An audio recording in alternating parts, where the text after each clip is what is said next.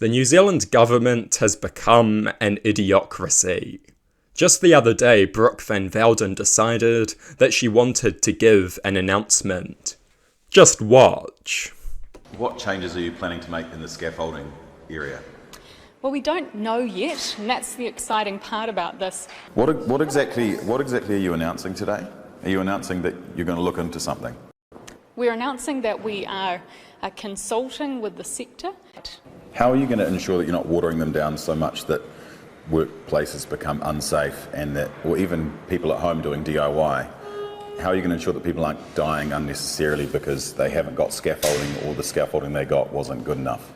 Well, like I said before, talking to people in the industry, they don't want their workers to be unsafe. They want them to come back to work the next day healthy and well so that they can work on the next project. It's extremely unproductive to have sick or injured staff at work because you don't have as much money or projects coming through the door. A special press announcement to announce that she is talking to people about scaffolding law. Apparently a lot of people are really excited about this. I find that slightly difficult to believe.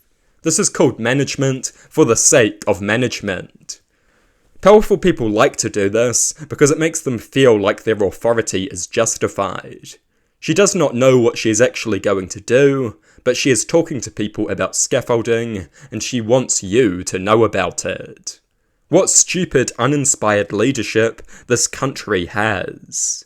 She starts rattling on about how a company would never let an employee die because that might hurt their profit margin. Of course, there are literally countless cases of workers dying terrible deaths due to employer negligence. The unemployment rate is high, workers are expendable and replaceable. Without legal consequences, plenty of employers couldn't care less about the health and safety of their workers. In New Zealand and abroad, there have been literally countless deaths from employers cutting corners.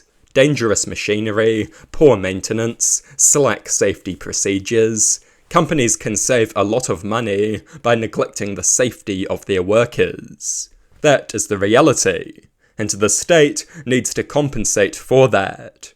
Brooke van Velden has a very dangerous worldview. She thinks that the profit motive is inherently noble.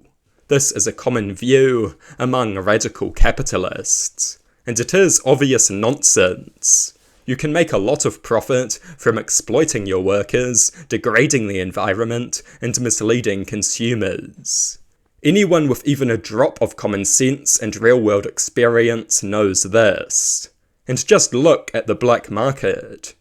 People make profit from selling devastating drugs, selling weapons to terrorists, trafficking sex slaves. It should be very obvious that there is nothing inherently good about the profit motive.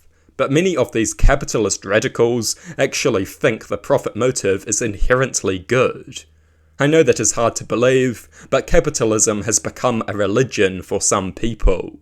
Capitalism is a religion for these idiots, these people who currently have control of our government. Brooke van Velden is dangerously stupid. She needs to go next year. She should be voted out.